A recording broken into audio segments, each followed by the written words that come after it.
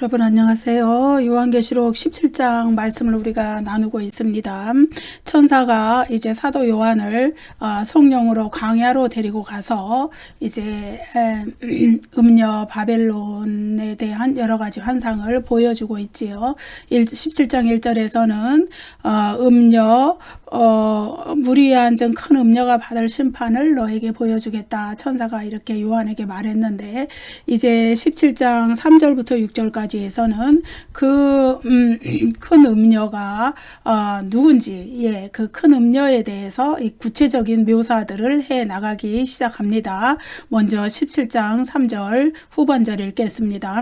내가 보니 여자가 붉은빛 짐승을 탔는데 그 짐승의 몸에 하나님을 모독하는 이름들이 가득하고 7머리와 10뿔이 있으며 내가 보니 여자가 붉은빛 짐승을 탔는데 이 구절은 짐승과 여자가 아주 긴밀한 연관관계가 있다는 것을 보여주죠.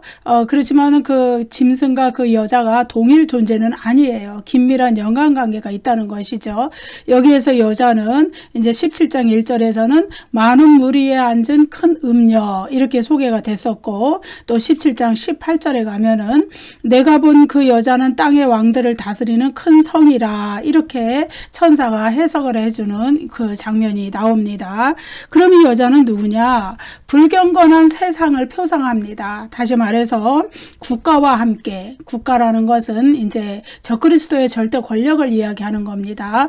적그리스도는 통치권을 가지고 정치 권력, 군사 권력, 절대 권력 이것을 가지고 권력자, 통치자 예컨대 사도 요한 시대의 도미티아누스 황제와 같은 그런 존재들이 역사 속에 계속 있어 왔죠. 그것을 의미하는데 그와 함께 그 적그리스도라는 그 짐승이라는 그 존재와 함께 사회적, 문화적, 경제적으로 그리스도를 박해하고 미혹하는 일에 앞장서는 그런 존재, 세상 문명, 세상 문화, 종교 제도, 사회 질서, 경제 체제 이런 모든 것을 포괄하는 만국을 미혹하면서 하나님을 모독하는 그런 그 세상의 질서에 스며든 어떤 사탄의 총체 이런 것들을 우리가 여기서 여자, 불경건한 세상을 통칭하는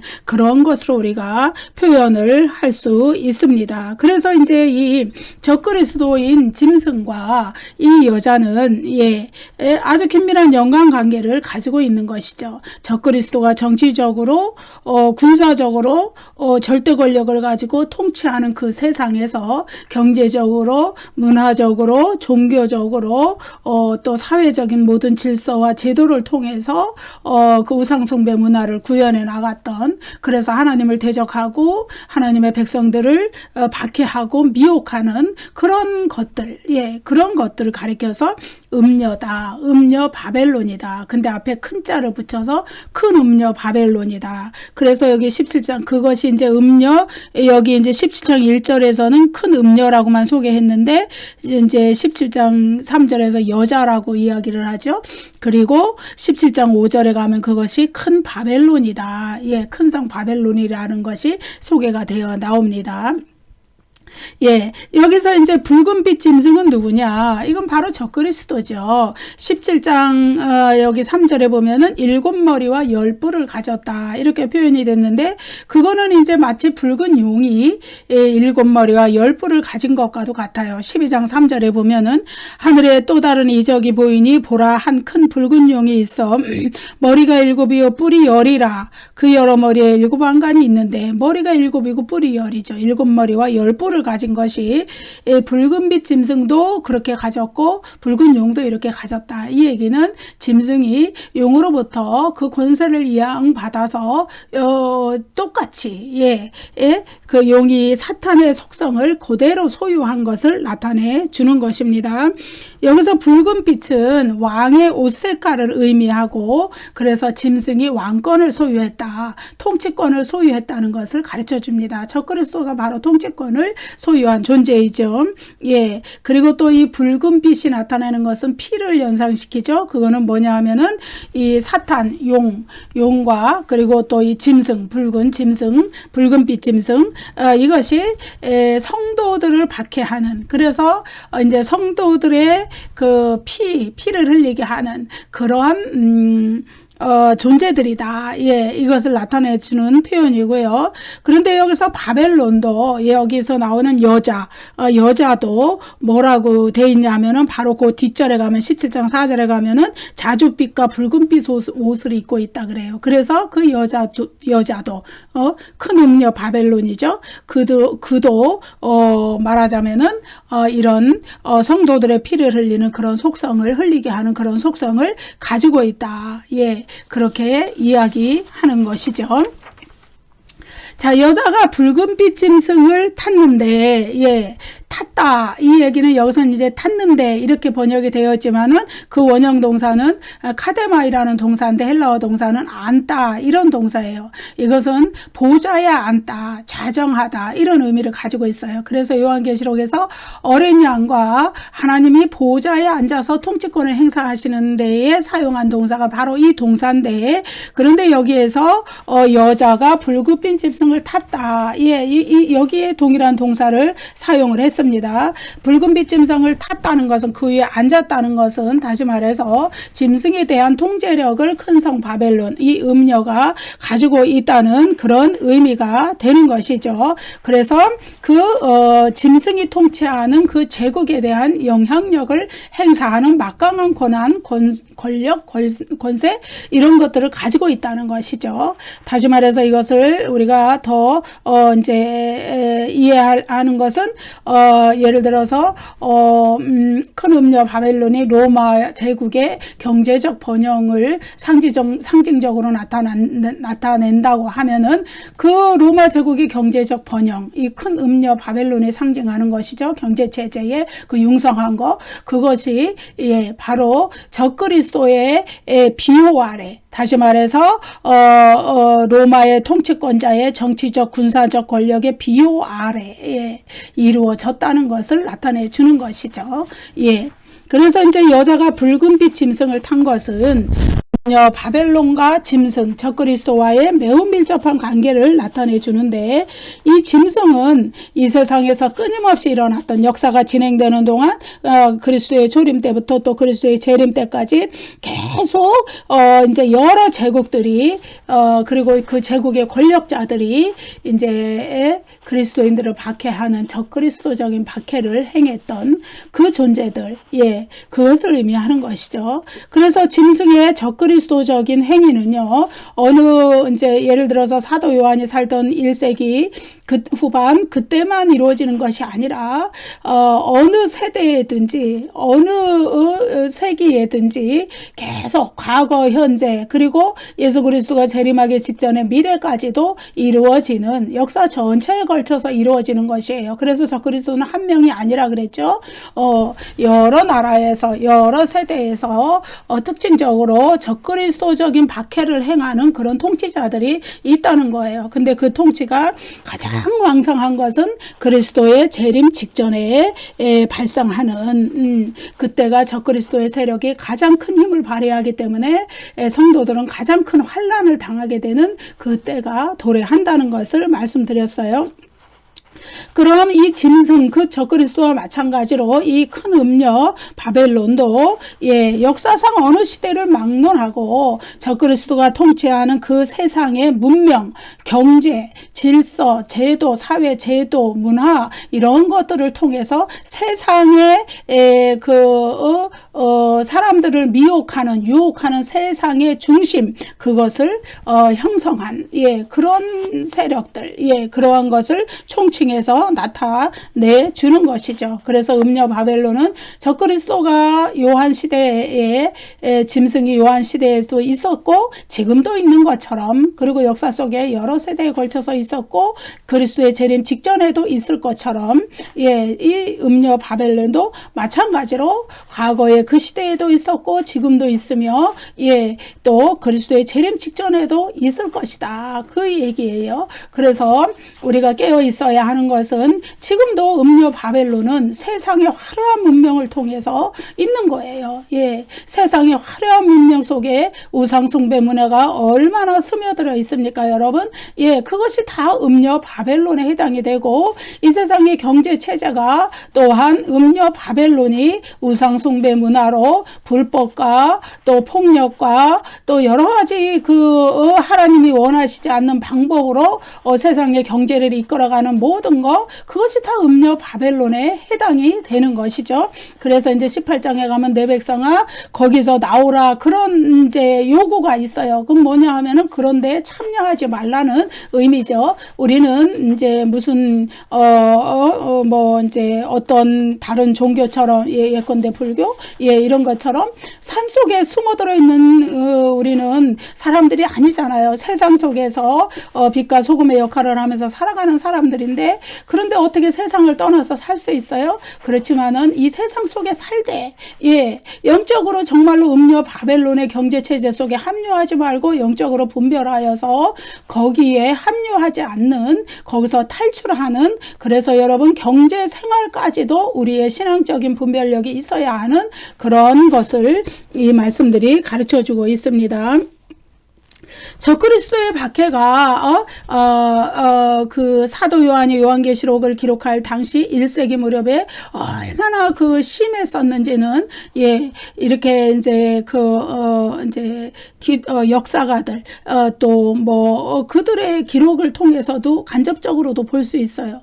예를 들어서 주 60년대에 한 작가, 이 사람은 비기독교 작가인데 주 60년대 중반은 네로 황제가 통치하던 시대고, 요한계시록은 주후 95년경 그때 쓰였기 때문에 이 네로 황제의 시대와 이 요한계시록이 기록됐던 도미티아누스 황제 시대는 약 30년의 간극이 있어요. 그런데 이제 주 60년대에 이 한 작가의 이 기록을 보면은 우리가 그 박해가 얼마나 심하게 그 시대에 이루어졌는가를 알 수가 있고, 그리고 그런 박해가 요한계시록의 기록 당시에까지 이어졌다는 것을 우리가 알 수 있습니다.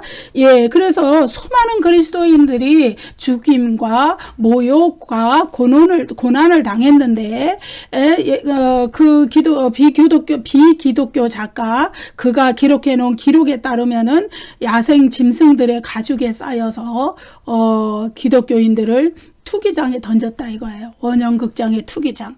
그래서 가죽에 둘둘둘둘 말려서 마치 시체처럼 던져져 가지고 반쯤 굶주린 개들이 와서 공격을 해서 물어뜯어 죽이게끔 이렇게 만드는 순교들을 당했다 이거예요.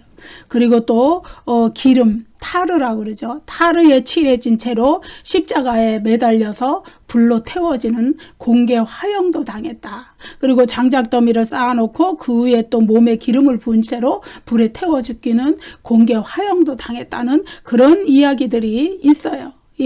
그래서 낮에는 원형극장에서 그렇게 죽이고 밤에는 불로 태워 죽이는 그런 잔인한 박해들을 짐승 적그리스도가 네로 황제 시대에 네로 황제가 그런 일들을 행했다는 것을 우리가 알 수 있어요. 그래서 로마의 역사가 타키투스 역사를 기록하는 역사가죠. 이 사람의 기록에 의하면 네로 황제 시대에 로마가 얼마나 기독교인들을 심하게 혹독하게 박해했는지, 그 혹독한 박해에 놀란 비기독교인들이 오히려 기독교인들을 숨겨주고 그들을 위해서 중재하려는 노력까지 했었다. 그런 기록들이 있습니다. 그래서 그러한 박해는 사도 요한 당시에 도미티아누스 황제의 그때까지도 순교까지도 이어졌을 것이고, 그거보다 더 후대까지 이어졌다는 것을 우리는 알 수 있는 기록이 있는데, 그것은 이제 AD 155년에 순교한 폴리갑이라는 사도 요한의 제자죠. 폴리갑이라는 서머나 교회의 감독이었던 그분의 순교에서, 공개 화형을 당한 그분의 순교에서 우리가 볼 수 있어요. 이와 같이 적그리스도들이 성도들을 얼마나 극도로 극악하게 박해를 했는지 우리가 알 수 없는 우리의 지금에는 상상도 할 수 없지만은 아무튼 기록된 역사가 이렇게 말을 해주고 있잖아요. 그래서 그러한 그 그리스도를 그 성도들을 박해하는 그러한 적그리스도의 권력 통치 아래서 큰 음녀 바벨론은 상업을 발전시키고 경제, 교역 이런 걸 발전시키고 화려한 문화를 꽃피우고 노예들을 막 무역선에 막 실어가지고 날라서 그래서 뭐 심지어 뭐 로마 제국 내에 있는 얼마 정확한 프로스를 제가 모르겠지만은 하여튼 엄청난 수의 그 사람들이 노예 계층이었다 이런 기록들이 있죠. 예, 그래서 이 음녀 바벨론의 이 죄악도 피할 수가 없는 죄악이다. 그래서 적그리스도가 이러한 그 성도들의 피를 흘리게 하고 붉은빛 짐승이라고 그러잖아요. 그 붉은빛 짐승을 탔다. 이 이야기는 그러한 적그리스도의 그 악랄한 통치가 이어지는 가운데 우상숭배 문화, 이교도를 섬기고 황제 숭배를 하고 그리고 불법으로 사람들을 괴롭히면서 폭력으로 괴롭히면서 꽃피워진 우상숭배의 문화. 예, 이러한 문화를 하나님이 기뻐하시겠어요? 이러한 경제를 하나님이 기뻐하시겠어요? 결국은 그들은 최후의 심판에 처해져서 죽을 수밖에 없는, 붕괴할 수밖에 없는 그런 문화, 경제, 제도, 질서, 예, 이런 것이라는 것을 우리가 알 수 있는 것입니다. 자, 그 짐승의 몸에 하나님을 모독하는 이름들이 가득하고 7머리와 10뿔이 있으며, 예, 이건 17장 3절인데 이 구절하고 아주 닮은 구절이 또 있죠. 13장 1절. 사실상 동일한 구절입니다. 13장 1절 읽어볼게요. 내가 보니 바다에서 한 짐승이 나오는데 뿔이 10이요 머리가 7이라 그 뿔에는 10 왕관이 있고 그 머리들에는 신성 모독하는 이름들이 있더라. 예, 이건 뭐냐 하면은 바다에서 올라온 짐승. 예, 13장에 짐승이 2개가 나오죠. 첫째 짐승은 바다에서 올라온 짐승, 적그리스도를 이야기하고, 둘째 짐승은 땅에서 올라온 짐승, 거짓 선지자를 이야기하죠. 이 적그리스도의 이 짐승에 대해서 여기에 이야기를 해주고 있는 거예요. 이 짐승의 몸에 하나님을 모독하는 이름들이 가득하다 그랬어요. 신성 모독이죠. 하나님을 모독하는 것이 무엇이냐 하면은, 예, 짐승이 자신을 이 세상의 신으로 숭배받는 그런 존재의 위치에 올려놨다 이 얘기예요. 예컨대 이제 그 사도 요한 당시에 도미티아누스 황제는 자신을 하나님, 데오스, 예? 신, 주님, 키리오스, 나는 신이요, 주님이다. 이렇게, 이제 집단 찬가를 부르게 만들었죠. 사람들을 원형극장에 쫙 모아놓고, 우리의 신이시며, 우리의 주님이시여, 막 이렇게 황제를 향하여서 그렇게 부르게 만들었단 말이에요. 예. 그런 그 자체가 진정한 참신이신 하나님, 유일하신 참신이신 하나님, 유일한 주님이신 그리스도를 모방하는, 신성 모독하는, 하나님을 모독하는 이름들이죠. 예. 적그리스도의 몸에 그 하나님을 모독하는 이름들이 가득하다는 건 바로 그런 거예요.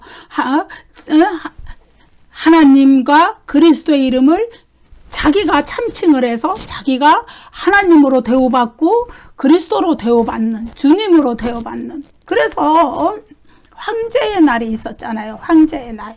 우리는 주의 날을 섬기지만 그들은 황제의 날을 섬겼거든요. 그러한 것을 의미하는 것이죠. 자신을 하나님 자리에 두는 그러한 교만의 죄. 예. 그리고 뭐가 있냐? 7머리와 10뿔이 있다고 그랬어요. 이거는 이제 하나님의 자녀들, 구원받은 성도들을 박해하는 그 적그리스도가 가진 막강한 권력을, 예, 7머리와 10뿔, 예, 이것으로 나타내 준 것이죠. 이제 저 뒤에 가면은 또 이제 그거에 대한 해석이 다시 나오게 됩니다. 7머리와 10뿔에 대한 해석은 어디에 나오냐? 17장 8절부터 14절까지 해서 7머리와 10뿔이 구체적으로 무엇인지를, 그것은 이제 포괄적으로 성도들을 박해하는 막강한 적그리스도의 절대 권력을 이야기하는 것이지만은 구체적인 이야기가 그것에 대한 구체적인 해석이 17장 8절부터 14절까지에 다시 나온다는 것을 우리가 알 수 있습니다. 자, 이제 17장 4절 말씀 읽어보겠습니다. 그 여자는 자줏빛과 붉은빛 옷을 입고 금과 보석과 진주로 꾸미고 손에 금잔을 가졌는데 가증한 물건과 그의 음행에 더러운 것들이 가득하더라.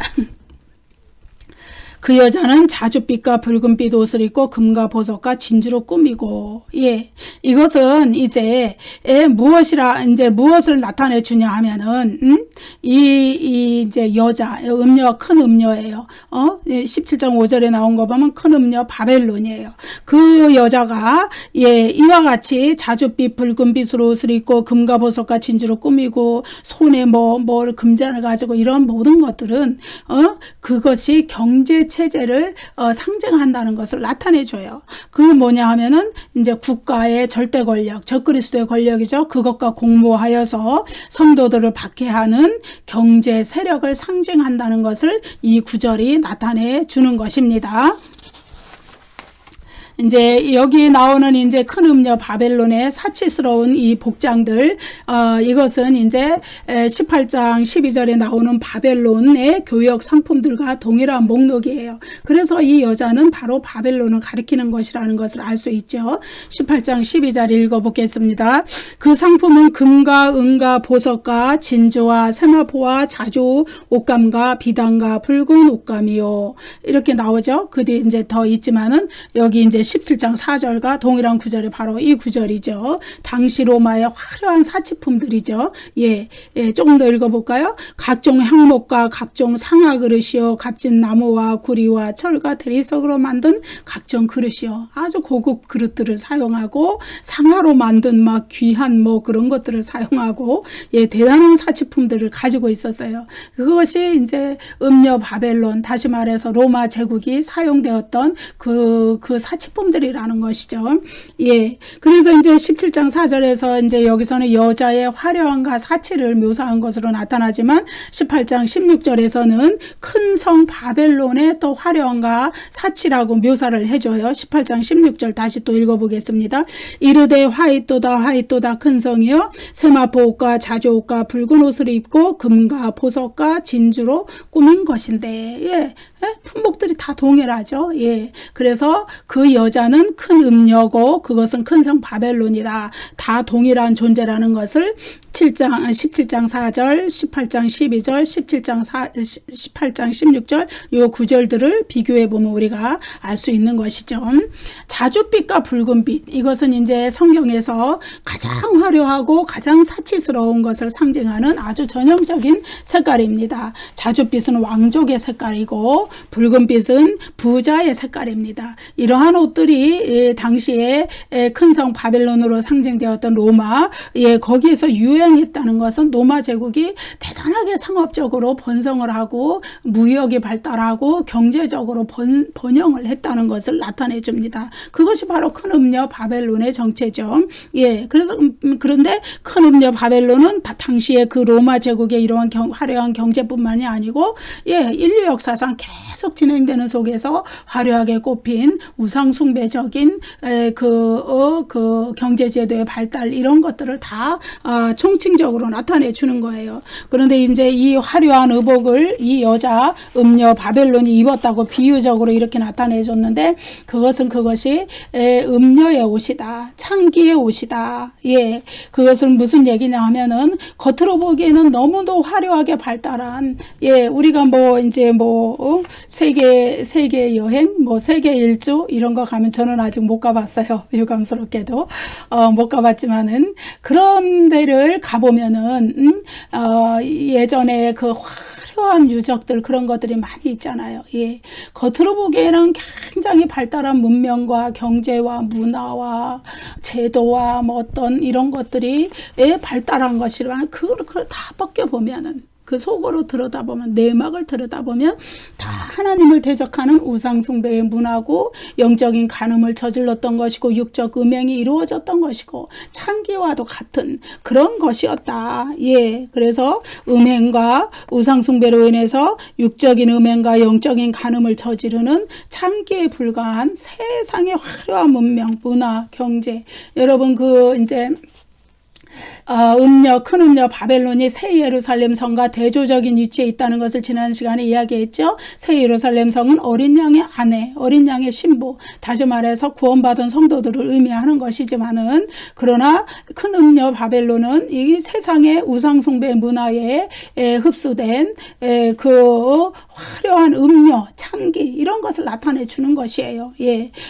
그러면은 본래 하나님이 창조하신 이 세상에 하나님께서 국가 제도, 사회 질서, 문명, 문화, 경제 이런 것들을 다 부여하신 것은 일반 은총의 차원이에요. 왜냐하면은 질서 가운데서 하나님을 잘 섬기게 하기 위하여서 창조주 하나님이 그러한 것들을 다 부여해 주셨는데, 거기에 사탄의 세력이 들어오면서 그것을 사탄이 하나님이 주신, 인간에게 주신 선한 질서와 제도와 이런 것들을 다 변형시키고 왜곡시키면서, 변질시키면서 이러한 창기와도 같은, 음녀와도 같은 우상숭배하고 영적인 간음을 저지르고 하나님을 대적하고 하나님을 신성 모독하는 그러한 문화가 되어버렸다. 여러분, 그러한 문화가 그때에만 있습니까? 1세기에만 있습니까? 지금도 있는 거예요. 지금도. 그래서 그리스도인들은, 성도들은 구별된 생활이 반드시 필요하다.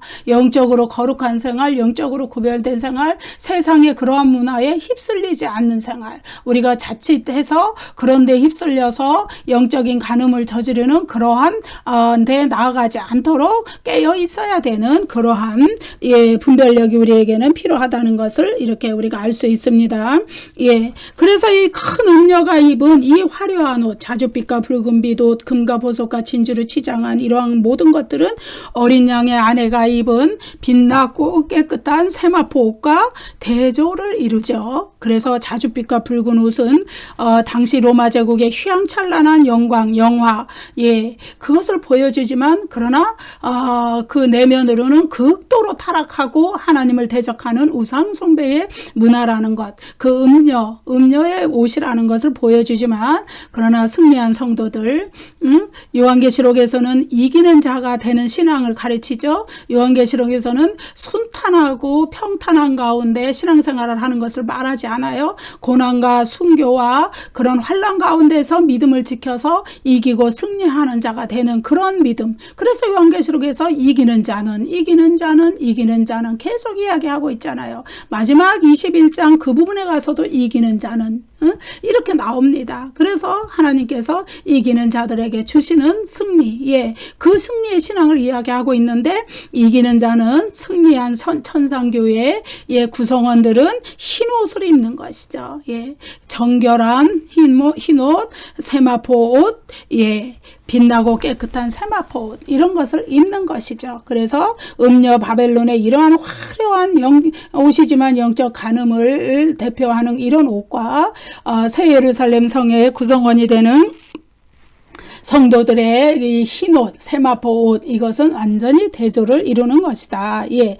자, 또 이제 후반절 읽어보겠습니다. 손에 금잔을 가졌는데 가증한 물건과 그의 음행에 더러운 것들이 가득하더라. 이 구절은요, 음녀 바벨론의 휘황찬란한 화려함을 더욱 느끼게 해주는 것이죠. 가졌는데 가득하더라. 이건 이제 둘 다 현재 분사로 쓰인 것은 이제 지금도 철철철 넘치는 가증한 것이 가득하고, 그 손에 금잔을 가지고 거기 가증한 물건과 음행에 더러운 것들을 가득히 담고 있는 그 음녀 바벨론의 화려한 모습, 예, 겉으로는 화려하지만 속은 썩어 문드러진 그런 모습을 보여주는 것이라고 우리가 할 수 있습니다. 거칠애가 아무리 화려해도 그 음녀의 부도덕하고 음란한 내면적인 인격과 죄, 예, 그것은 결국은 드러나게 돼 있고 하나님 앞에 발가벗은 것처럼 다 드러나서 심판에 직면할 수밖에 없는 그러한 것이다. 예. 그래서 여기에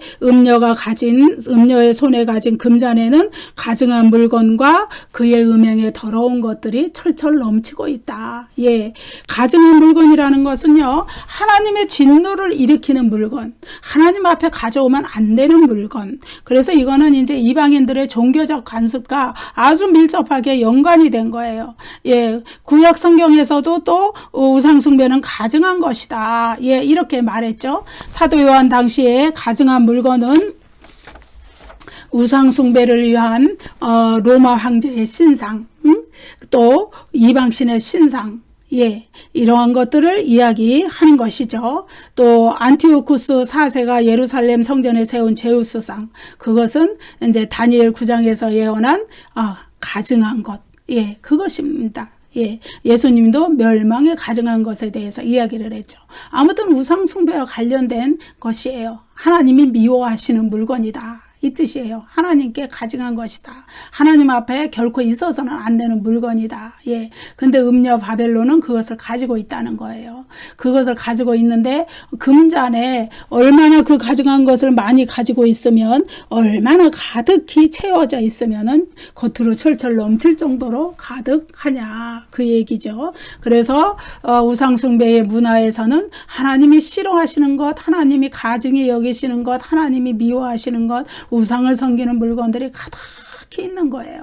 음녀 바벨론, 당시의 로마 제국주의, 그리고 역사 속에 있어온 그러한 모든 제국들, 거기에는 예전에 로마, 예를 들어서 로마 제국에는 황제 숭배 신상이 가는 곳마다 있었고, 예. 그리고 또 또 이방신을 섬기는 신상이 가는 곳마다 있었고, 이것들이 다 가증한 것이죠. 수도 없이 많았던 그러한 것들이, 예, 손에 든 금잔에 가득하다는 것은 음녀 바벨론이 그런 것들을 가지고 있다는 이야기죠. 예. 그래서 또 그의 음행에 더러운 것들, 이거는 이제 제의적인 용어죠. 뭐냐 하면은 우상을 섬길 때, 이방신을 섬길 때 하는 더러운 육적인 음행과 영적인 간음, 이런 것들을, 도덕적이고 영적인 타락, 이런 것들을 나타내 주는 것이에요. 왜냐하면 귀신을 더러운 영으로 부르는 이유는 뭐냐 하면은 계시록 16장에서 새 더러운 영은 귀신의 영이다, 이렇게 나왔죠. 그거는 우상 숭배의 배후에 귀신이 존재하기 때문이에요. 계시록 9장에 보면 뭐라 그래요? 보거나 듣거나 다니거나 말하지 못하는 우상이라 그러잖아요. 우상은 아무것도 아니에요. 사실은 사람이 만들어 세운 것이죠. 우리 구약성경 이사야에 보면은 나무 있죠. 산에 있는 나무를 갖다가 베어서 땔감도 하고, 또 그거를 떼서 음식도 해 먹으면서, 그리고 그것을 세워서 너는 내 신이라, 이렇게 말한다고 이렇게 하나님께서 질책을 하셨잖아요. 예, 마찬가지예요. 예, 우상은 아무것도 아니에요. 근데 우상 숭배가 왜 죄가 되느냐? 우상을 만들어서 그것을 신으로 섬기는 순간 그 배후에 귀신이 역사하기 때문에 우상 숭배는 하나님 앞에 죄가 되는 것이다. 예.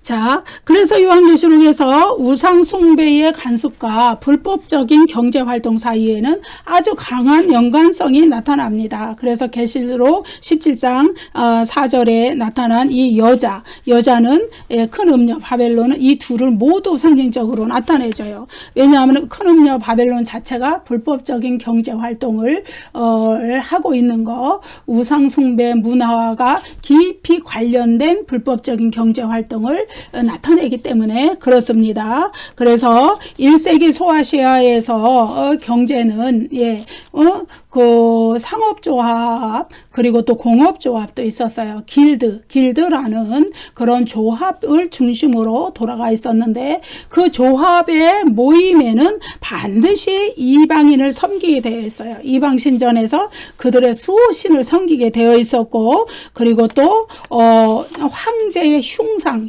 흉상이라는 건 이제 전신이 있는 건 동상이고 여기만 이제 이 상반신만 있는 건 흉상이죠. 그 흉상이 그 이방의 신전 안에 또 다 있어서 그 황제의 숭배도 같이 행하게끔 이렇게 돼 있었던 그 당시에 경제제도, 경제체제. 예. 심지어 이제 언젠가 저희가 공부했지만은 심지어 환전소와 은행 이런 것들도 황제 숭배의 신전에서 다 이루어졌다는 것을 우리가 알 수 있죠. 그래서 계시록 13장 16절부터 18절에 나오는 짐승의 표도 이 경제체제 또 그리고 당시 로마의 화폐와 연관이 돼 있었고 그것이 없으면은 물건을 사고 팔 수도 없는 매매조차 할 수 없는 그런 일들이 그 당시에 있었다. 예, 이야기를 하고 있는 것이죠. 그런데 그것은 이제 그 당시에만 있는 것이 아니고 역사를 통해서 영적으로 그런 활동이 이루어지는 모든 것이 바로 음녀 바벨론에 해당이 되고 짐승의 표에 해당이 되고 그리고 이러한 우상 숭배와 관련이 돼 있는 것이다. 예. 그래서 당시에 이러한 우상 숭배를 거부한 그리스도인들은 강제적으로 경제적 추방을 당하는 결과를 가져왔고 왜냐하면 하나님을 섬기고 그리스도를 신실하게 믿으면은 그 길드에 가면은 이방 신에게 절해야 되고 또 우상 숭배의 그 제의 그 의례에 여기에 그 제사 여기에 참석을 해야 되고 황제 숭배를 해야 되고 그러니까 아예 거기에 참여할 수가 없었던 거죠. 그리스도인들이 그러니까 경제적으로 단절이 돼 버려서 경제적으로 궁핍을 겪고 아마도 굶어 죽은 사람도 많지 않았을까. 예.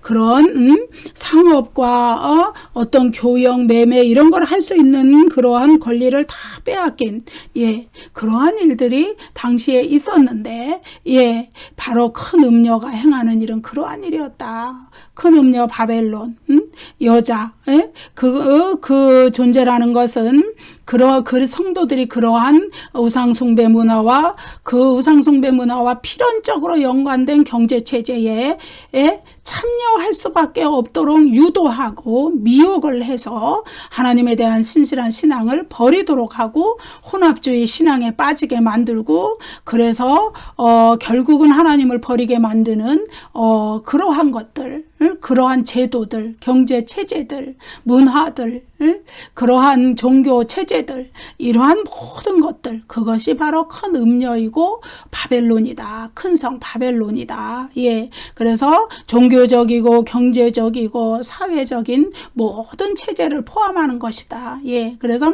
다시 이제 그 여자가 붉은빛 짐승을 탔다. 그 의미를 다시 정리를 하면 붉은빛 짐승은 적그리스도를 이야기해요. 나라의 정치적 권력, 군사적 권력, 절대적인 통치권을 가진 그 다스림의 권세를 가진 그 짐승, 적그리스도, 바다에서 나온 짐승을 의미하고 그리고 이 큰 음녀, 큰 성 바벨론, 그 여자 이렇게 표현되는 이 존재는 뭐냐 하면은 그 정치 권력의 비호 아래에 그 정치 권력이 그렇게 봐주는 것이죠. 비호 아래 무엇을 하느냐? 경제적인 거, 문화적인 거, 사회적인 질서, 인간 생활과 밀접하게 연관된 모든 것을 통해서 우상숭배 문화가 만연하도록 그래서 그 문화에 참여하지를 않는다면은 먹고 살 수 없고 생존과 직결된 그러한 권리들을 뺏기는 그럴 수밖에 없는 상황 그런 것들을 만드는 것이 당시 1세기의 큰 성 바벨론과 적그리스도 짐승이 한 일이었고 그것은 역사 속에서도 그러한 일들은 비일비재하게 이루어졌고 지금도 그 일은 이루어지고 있다는 것이에요. 예, 이것이 바로 그 여자가 큰 음녀가 붉은빛 짐승을 탔다는 의미가 되겠습니다. 그래서 이러한 역사는 이제 예수 그리스도의 재림 직전에 가장 강력하게 또한 이런 역사가 나타날 것이고 마침내 재림하신 그리스도에 의해서 최후의 멸망, 붕괴를 맞이하게 될 것이다. 그 이야기를 그러나 그것이 재림 때에 그런 붕괴를 맞이한다 그래서 지금의 그 존재하는 큰 성 바벨론 바벨론, 또 1세기에 존재했던 음녀 바벨론, 이러한 것들이 심판을 받지 않느냐? 아니요. 나름대로 다 심판을 받은 거예요. 그러나 최종적으로 무너지는 것은 그리스도의 재림 때이다. 우리가 이렇게 알 수 있습니다. 여러분 감사합니다. 다음 시간에 또 이제 음녀 바벨론의 이름에 대해서 또 이제 공부를 또 해보도록 하겠습니다. 감사합니다, 여러분. 구독과 좋아요를 많이 눌러주세요. 감사합니다.